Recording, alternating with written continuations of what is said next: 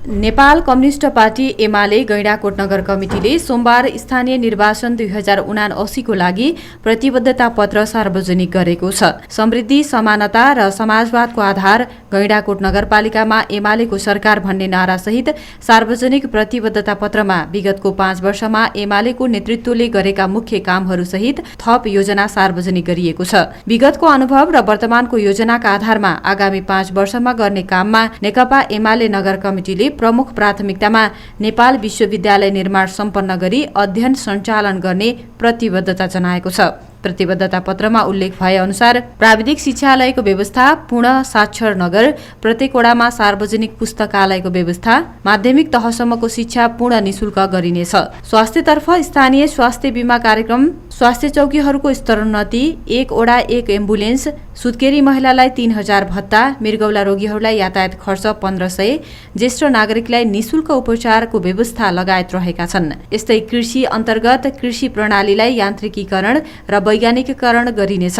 उत्पादनका हिसाबले अब्बल ओडाहरूलाई धान र मकै पकेट क्षेत्रको रूपमा विकास गरिने, सिंचाई तथा पशुपालनतर्फ कुलो एवं बोरिङ निर्माण, खेतीयोग्य जमिन बाँझो राख्न नपाइने, मलबिउको उचित प्रबन्ध गरिने प्रतिबद्धता पत्रमा उल्लेख छ। नगरवासीहरूका लागि 10,000 लिटरसम्म पिउने पानी निशुल्क उपलब्ध गराउने, उपयुक्त स्थानहरूमा सार्वजनिक शौचालयको व्यवस्था, रिङ रोड निर्माणको अभियानलाई सम्पन्न गरिने, तटबन्ध विशेष कार्यक्रम, गोबर ग्यास प्लान्ट राख्नेलाई 75% अनुदान, उज्यालो गैंडाकोट अभियान, निर्माणाधीन केबल कारलाई देवघाटसम्म विस्तार गरिने भनिएको छ। सहकारी रोजगारी कार्यक्रम अन्तर्गत 15 अर्ब पुँजीका 40 सहकारी मार्फत 1000 जनालाई रोजगारीको सृजना गरिने, नगरपालिकालाई सहकारी ग्रामको रूपमा घोषणा गरिने, बन्द रहेका उद्योग तथा कल कारखाना सञ्चालन गरिने प्रतिबद्धता पत्रमा उल्लेख छ।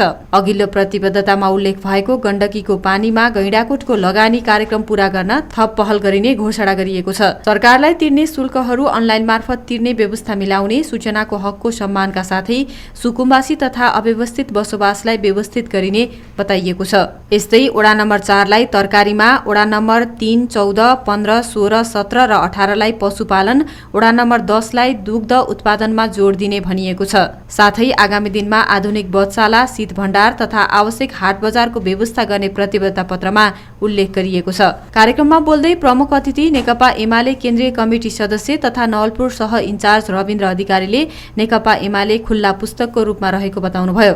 उहाँले नेकपा एमालेका प्रतिनिधिले गैंडाकोट नगरपालिकामा निर्वाचित भएपछि आर्थिक अनुशासनलाई पालना गर्दै धेरै पूर्वाधार निर्माण गरेको र आगामी निर्वाचनमा थप योजना सहित काम गर्ने बताउनु भएको थियो। विगत 5 वर्ष नेकपा एमालेले मेयरमा आफ्ना प्रत्याशीलाई विजय गराइसके पछाडि मलाई लाग्छ खुला पुस्तकको रूपमा हाम्रा जनप्रतिनिधिहरू र हाम्रो पार्टी छ। हामीले नगरपालिकाभित्र यद्यपि हामीले बहुमत प्राप्त गर्न सकेका थिएनौँ।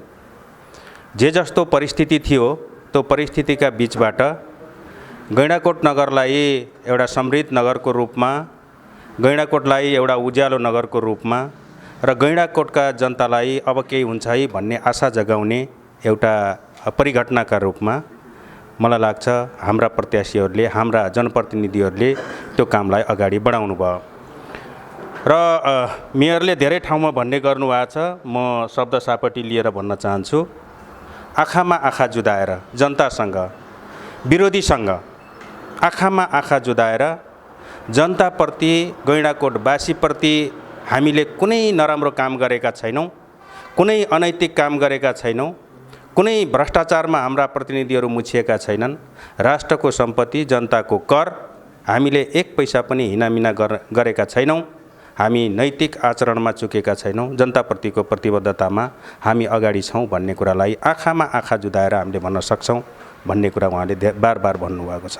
यो नैतिक बल, यो इमान्दारिता, यो सदाचारिताले वास्तवमा समग्र नगरवासीहरूको शिर उचाउनुपर्छ भन्ने मलाई लाग्छ। कैयौँ ठाउँमा भ्रष्टाचारका दुर्गन्धहरू हामीले सुनेका छौँ, कैयौँ ठाउँमा अख्तियार प्रवेश गरेको हामीले सुनेका छौँ, कैयौँ ठाउँमा जनताका गुनासाहरूको कमसेकम सुनवाई भएन भन्ने पनि हामीले सुनेका छौँ। तर यो नगर एउटा राम्रो उदाहरण बन्यो। यो हामी सबैले, नेकपा एमालेले, त्यसका नेताहरूले, त्यसका जनप्रतिनिधिहरूले सबै यहाँका जनसमुदायहरूले गर्व गर्ने विषय हो भन्ने मलाई लाग्छ। शिक्षाको क्षेत्रमा, पर्यटनका क्षेत्रमा, यहाँको प्राकृतिक तपाईँको वातावरणको संरक्षणको क्षेत्रमा, तटबन्धनलाई नियन्त्रण गर्ने, नदीलाई नियन्त्रण गर्ने सन्दर्भमा र कतिपय पूर्वाधारहरू निर्माण गर्ने सन्दर्भमा नेकपा एमालेको नेतृत्वमा रहेको गैंडाकोटले एउटा सकारात्मक भूमिका निर्वाह गर्यो। धेरै एउटा मार्ग प्रशस्त गर्यो, धेरै पूर्वाधारहरू तयार गर्यो, कतिपय उबड खाबडहरूलाई एउटा सम्याउने काम गरेको छ। त्यसैले यो हामी सबैले गर्व गर्ने विषय हो। अबका दिनमा पनि नेकपा एमालेलाई हामीले एउटा विजय प्राप्त गराउने वातावरण बनाउन सक्यौँ भने वास्तवमा धेरै पूर्वाधार भइसकेको, धेरै सम्मिसकेको यो नगरपालिकालाई हामीले समृद्ध बनाउन सक्छौँ। जनतालाई हामीले एउटा सुखी नगरवासीको रूपमा हामीले चाहिँ त्यो सेवा प्रवाह गर्न सक्छौँ भन्ने विश्वासका साथ हामीले यो कुरालाई नेकपा एमालेले यसअघिको निर्वाचनमा गैंडाकोटमा नगर प्रमुखसहित 8वटा वडामा विजय हासिल गरेको थियो।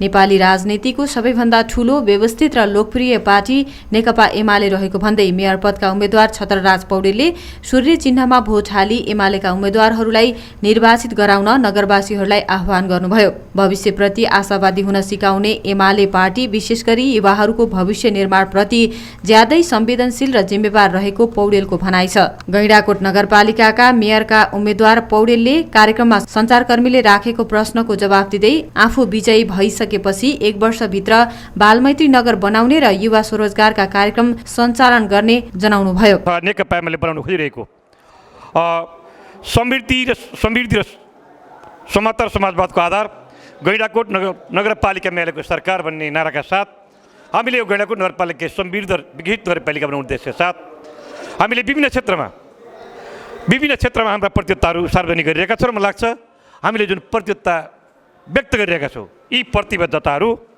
हाम्रो कार्यकालमा हामी निश्चित रूपमा पनि विजय प्राप्त गर्नेछौँ। तर विजय प्राप्त गरिसके पश्चात यहाँ अगाडि सारिएका प्रतियोगिताहरू हाम्रै कार्यकालमा पूर्ण रूपले पालना गर्ने गरी र लागू गर्ने गरी यी प्रतियोगिताहरू तयार गरेको जानकारी गराउँदै यदि यी प्रतियोगिताहरूप्रति कुनै आफ्ना धारणाहरू, कुनै दृष्टिकोण, कुनै विचार छ भने प्रश्न रूपमा राखिदिनको लागि म पत्रकार मित्रहरूप्रति हार्दिक आग्रह गर्न चाहन्छु। धन्यवाद। कार्यक्रममा नेकपा एमाले केन्द्रीय सदस्य तथा सह इन्चार्ज कृष्ण पौडेल, प्रतिबद्धता पत्र तयारी समितिका संयोजक ज्ञानहरि पौडेल लगायतले आफ्ना भनाइहरू राख्नु भएको थियो। कार्यक्रम नगर कमिटी अध्यक्ष षडानन्द लामिछानेको अध्यक्षतामा सम्पन्न भएको हो।